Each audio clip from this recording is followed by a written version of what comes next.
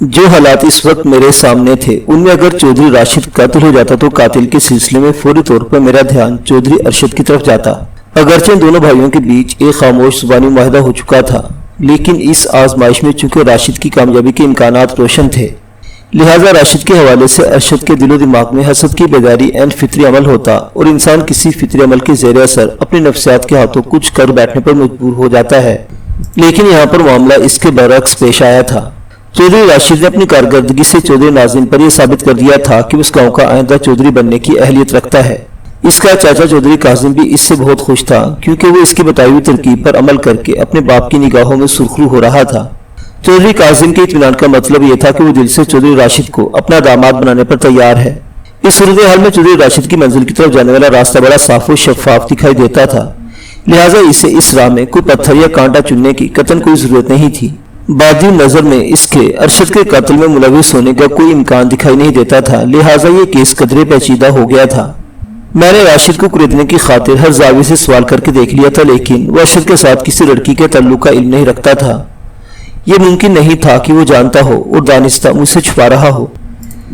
ایسی باتیں چھپی نہیں رہ سکتی، وہ نہ بتاتا تو مجھے کہیں اور سے پتہ چل جاتا۔ ویسے میں بھی اس بات سے متفق تھا کہ نزہت ارشد سے ملاقات کے لیے آدھی رات کو موزہ جلال پور سے چل کر موزہ نوری آباد کے کھیتوں تک نہیں آ سکتی تھی۔ میں شام کو دوبارہ چودھری ناظم سے ملاقات کے لیے روانہ ہو ہی رہا تھا کہ ملک نوید مجھ سے ملنے آ گیا۔ چودھری راشد کے مطابق ملک نوید مقتول ارشد کے بہت قریب تھا۔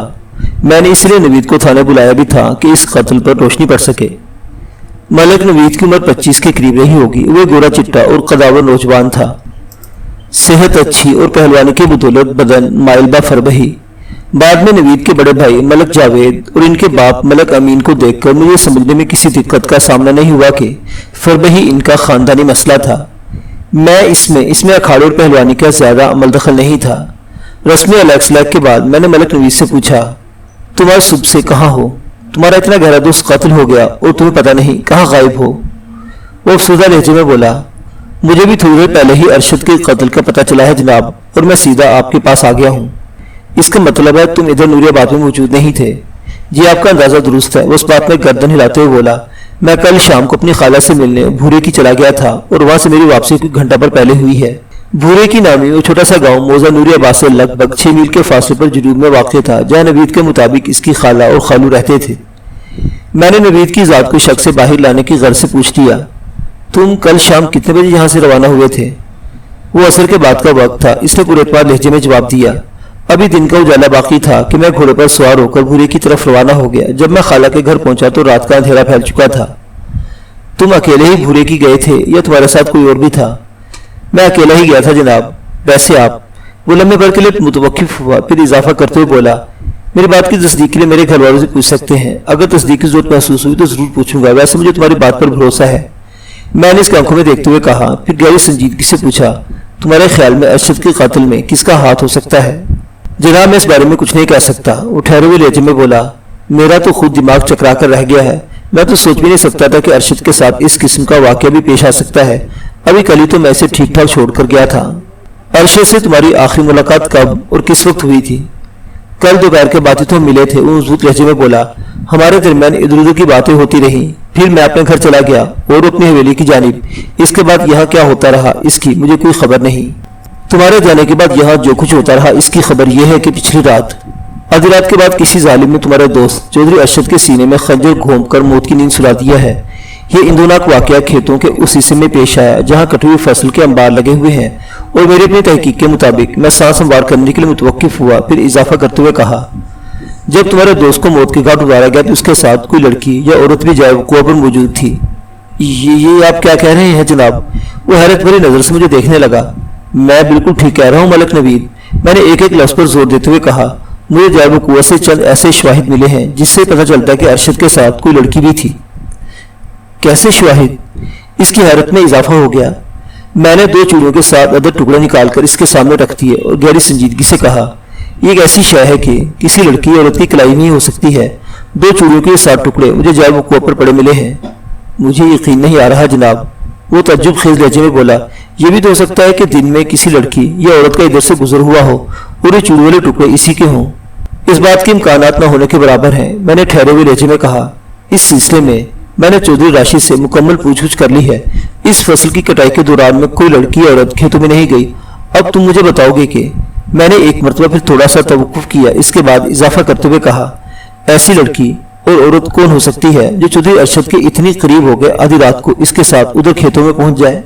मलक साहिब, मैं आपकी बात को झुटला तो नहीं रहा, लेकिन इतना जरूर कहूंगा कि जाए वो कुआं से चूड़ों के टुकड़े मिलने का ये मतलब हरगिज नहीं हो सकता कि वहां कोई लड़की या औरत भी गई हो। इसने गहरी संजीदगी से कहा, फिर तुम्हारे जहन में इसका क्या मतलब हो सकता है? मैंने इसकी आंखों में झांकते हुए कहा। नवीद की आंखों में जाना टपकती थी। वो अपनी उम्र से ज्यादा गहरा और समझदार नजर आता था। वो ठहरे हुए मुस्तहकम लहजे में बोला, मलक साहिब, ये भी तो हो सकता है कि कातिल ने केस का रुख किसी और जानिब मोड़ने के लिए जाए वो कुआं पर चूड़ों के टुकड़े फेंक दिए हों।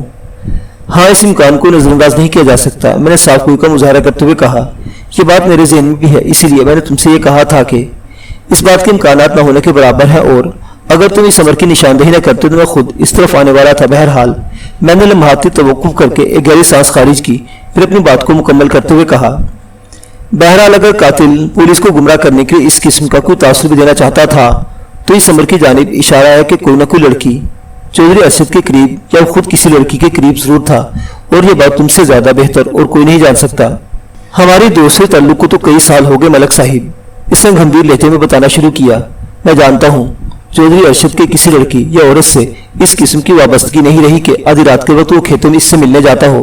अगर कोई ऐसी बात होती तो वो मुझे जरूर बताता, लेकिन वो बोलते बोलते अचानक खामोशियों के जैसे किसी खास मामले ने इसकी जुबान को ब्रेक लगा दी हूँ। इस मौका पर मैं भला कैसे चूक सकता था? इसके रुकते ही मैंने इस तराई लहजे में पूछ लिया, लेकिन क्या नवीद? वो एक लम्हे के तजब्जुब के बाद गहरी संजीदगी से बोला, अरशद अब इस दुनिया में बाकी नहीं रहा, इसलिए मेरे ख्याल में इसके किसी मामले को आपसे छुपाना ठीक नहीं होगा। तुम्हारा ये फैसला अक्लमंदी से भरा हुआ है। मैंने सताइशी नजर से इसे देखते हुए कहा, वैसे चौधरी राशिद की जुबानी मुझे इन दोनों भाइयों के बारे में बहुत सी मालूमात की खबर हो चुकी है। चौधरी नाजिम और चौधरी काजिम की मिली भगत से इन दिनों यहाँ जो खेल खेला जा रहा है, कहीं तुम्हारा इशारा इसी मामले की तरफ तो नहीं? इसके चेहरे पर एक रंग सा आकर गुजर गया। पहलू बदलते हुए जल्दी से बोला, ये अच्छा हुआ कि आप सब जान चुके हैं, अब मुझे अपनी बात कहने में आसानी रहेगी। मेरा इशारा इसी मामले के एक खास पहलू की तरफ है। कौन सा पहलू? मैंने तेज लहजे में पूछा। इस अमर की वजाहत भी तो होनी चाहिए ना? जरूर जरूर, उस बात में गर्दन हिलाते हुए बोला, चौधरी नाजिम और इसके छोटे भाई चौधरी कासिम की तरकीब अगर आपके इल्म में आ चुकी है तो इस कहानी में कहीं नुसरत नामी किसी लड़की का जिक्र भी हुआ होगा। इतना कहकर वो सवाले नजर से मेरी जानिब देखने लगा। इसकी नजर में कोई ऐसी बात थी कि मुझे यूं लगा जैसे कोई बहुत बड़ा इंकिशाफ होने वाला हो। मैं सीधा होकर बैठ गया और ठहरे हुए लहजे में कहा, हाँ, नुसरत का जिक्र हुआ है। ये लड़की चौधरी काजिम की इकलौती बेटी है। चौधरी अरशद को इस लड़की में कोई दिलचस्पी नहीं थी, लिहाजा चौधरी राशिद की कामयाबी और कारकर्दगी से मुतमईन होने के बाद चौधरी काजिम नुसरत की शादी राशिद से कर देता है ना? मलक नवीद के चेहरे पर उलझन ज़दा लकीरों का एक जाल सा फैल गया। मेरी बात मुकम्मल होने के दौरान में वो खासा बेचैन नजर आया था। मैं खामोश हुआ तो वो बेयकीनी से बोला, क्या ये सारी बातें आपको चौधरी राशिद ने बताई हैं? हाँ, मैंने इस बात में गर्दन हिलाई कि इस कहानी में कोई गड़बड़ है। आप गड़बड़ की बात कर रहे हैं जनाब? वो तशवीश भरे लहजे में बोला, ये तो बिल्कुल उल्टी कहानी है। चौधरी अरशद ने मुझे जो कुछ बताया था वो इससे बिल्कुल मुख्तलिफ है। अब ये हो सकता है कि चौधरी राशिद हकीकत से वाकिफ ना हो, वो ऐसा ही समझ रहा हो जैसा इसने आपको बताया है। मैं भी तो ये जानना चाहता हूँ कि हकीकत क्या है, मैंने दोस्ताना लहजे में कहा।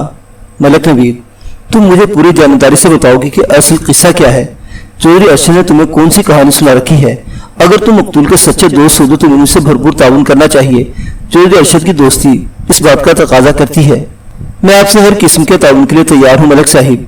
वो सबके दिल से बोला, आप पूछें, मुझसे क्या पूछना चाहते हैं? मैं इस मामले की हकीकत तक पहुँचना चाहता हूँ नवीद, ताकि चौधरी अरशद के कातिल को जल्द अज जल्द गिरफ्तार कर सकूँ।